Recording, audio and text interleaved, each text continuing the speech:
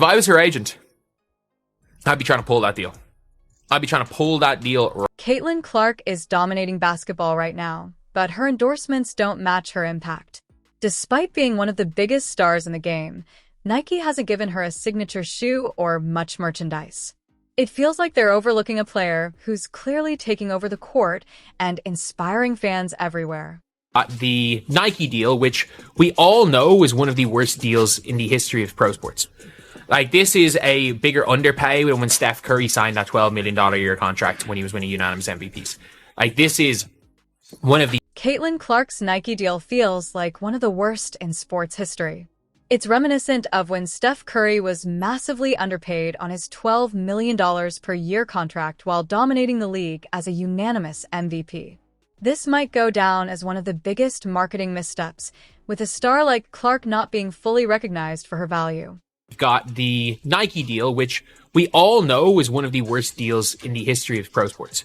Like, this is a bigger underpay than when Steph Curry signed that $12 million a year contract when he was winning unanimous MVPs. Like, this is one of the big... Here's the real twist. Sonny, a legend in sports marketing, is furious about Caitlin Clark's deal. He believes she deserved a contract on par with Michael Jordan's, one that includes royalties from shoe sales and a cut of everything. That's the level of value Clark brings. So, how did the biggest star in basketball end up with such a bad deal? The answer lies with her agent, the person meant to fight for her best interests. What happened there is nothing short of shocking. That $28 million deal everyone's talking about? It's about to look even worse. The agent's defense of this contract is so baffling, it might change how you view sports negotiations altogether. Ready to dig in? This story runs deeper than you'd expect. Without question, one of the biggest fumbles in history. We have got a player who is the most popular basketball player in the world right now outside of Stephen Curry.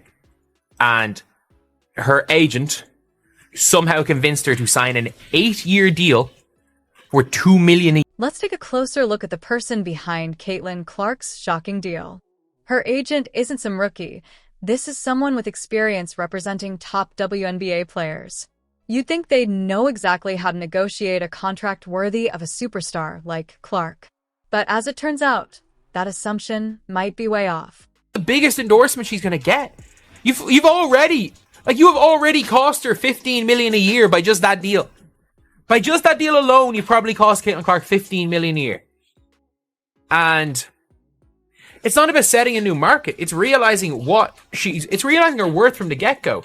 Like, she should not have signed a deal less than that of LeBron James coming into the NBA. When criticism of the deal started pouring in, the agent tried to defend it by claiming there were no comparable numbers for Caitlin Clark. Hard to believe, right? She's the biggest name in basketball, with fans tuning into her games, buying her jerseys, and talking about her nonstop. How could there possibly be no comparison? Industry experts are baffled, pointing out that any seasoned agent should have done better for a star of her caliber. I think that she made one horrible call. The problem is that one horrible, horrible call will probably cost Caitlin Clark $100 million over the course of that 8 years. Like, 8 years, $28 million for Caitlin Clark. Fair market value is 8 years. The agent also argued that Caitlin Clark is one of a kind, and it's hard to argue with that. She's clearly setting the market and changing the game. But if that's the case, here's the big question. Why didn't her agent fight harder for a deal that truly reflects her value and the massive impact she's having? It's a glaring oversight that doesn't add up given her unprecedented rise.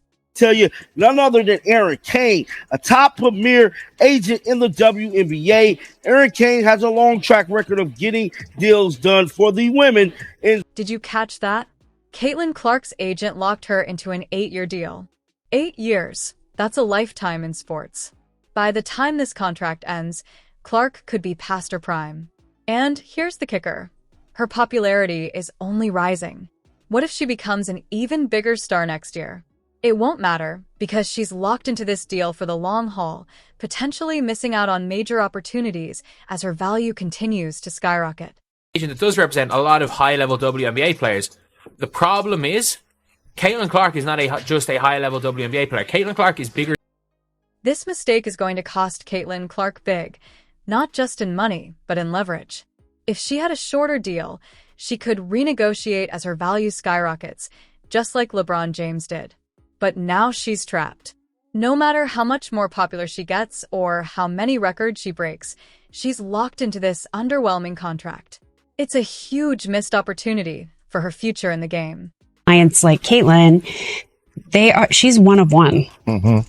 And so it really is just about like setting the market. You're probably thinking, okay, at least Nike will make up for it by promoting her nonstop while hold on tight, because what Nike is doing, or rather not asterisk doing, is going to shock you. It's like they signed one of the biggest stars in sports and then just tucked her away as if she's not even. Problem is that you've set the market.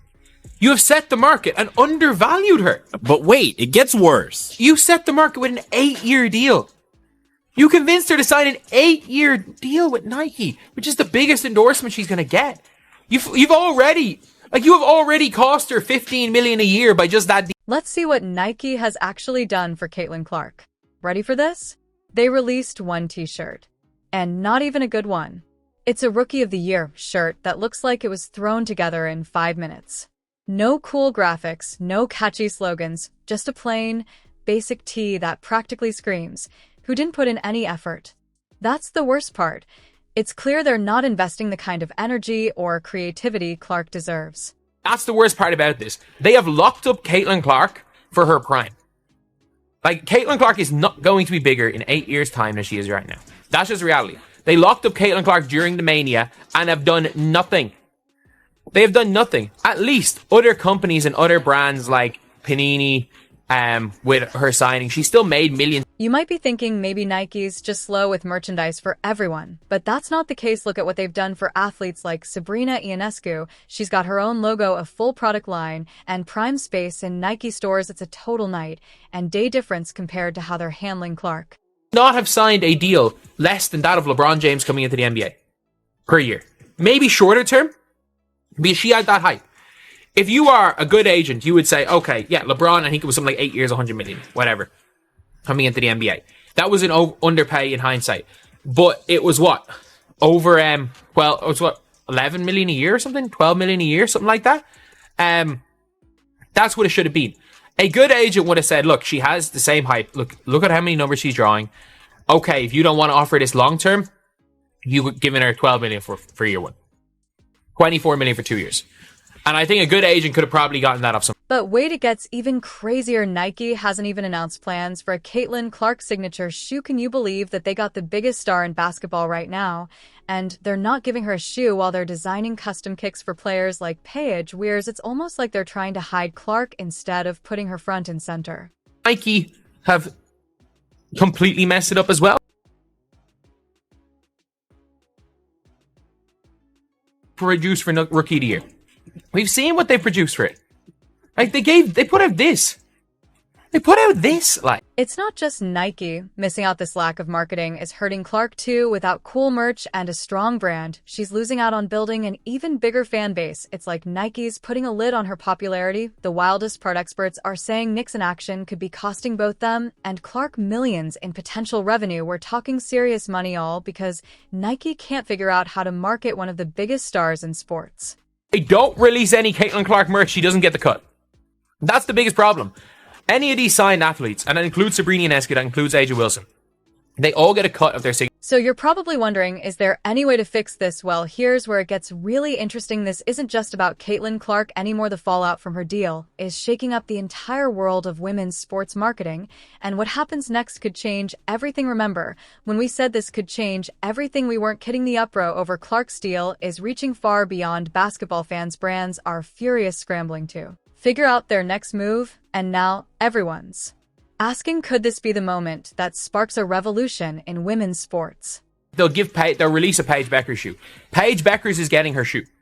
Like, is she getting like an actual signature shoe? No, but they're releasing a PE of a shoe for Paige Beckers. They did not do the same. This isn't just about Caitlyn Clark anymore. Her deal is setting the tone for every female athlete who comes after her. Think about it. If the biggest star in women's basketball can get such a raw deal, what does that say for everyone else? It's like telling these incredible athletes, no matter how talented you are, you'll always be undervalued.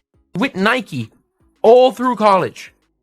And this is the only Caitlin Clark merch they've released. Pathetic. She was with all through college, and this is the only Caitlin Clark merch released. Pathetic, absolutely pathetic. Imagine having a deal where you are going to make hundreds of millions of dollars off a player, and you have got a player that you're going to make hundreds of millions of dollars on a deal where you are paying her 10% of what she's worth. Now, let's talk about the bigger picture for women's sports. Marketing. The Clark situation is shining a light on a problem that's been around for far too long. Women athletes have been undervalued. Done one thing to promote her. We have not seen any commercials. We have not seen any ads. We have not seen any Caitlin Clark merchandise. And we for sure as hell have not seen any Caitlin Clark signature shoes. It is mind-blowing. But with all this attention, things might finally be about to shift. Imagine a world where female athletes get the same marketing support as the men, where their faces are on billboards, their shoes are flying off the shelves, and their games are prime time events. That's the kind of change we could see moving forward. Wemby, who, by the way, they signed Wemby for an over $100 million contract, which this is absolutely no shade to Wemby. I love Wemby. He is a up-and-coming superstar, and there was so much hype for him coming into the league. However, I will say that Caitlin Clark has created more buzz around the basketball landscape and has actually transformed and revived a league that was the WNBA, and she is getting paid a measly $28 million for 8 years, as opposed to Wemby. Point for athlete representation. Agents and managers will have to raise their standards. They can't just accept lowball offers anymore. They all need to fight harder, negotiate smarter, and really push for what their clients are truly worth.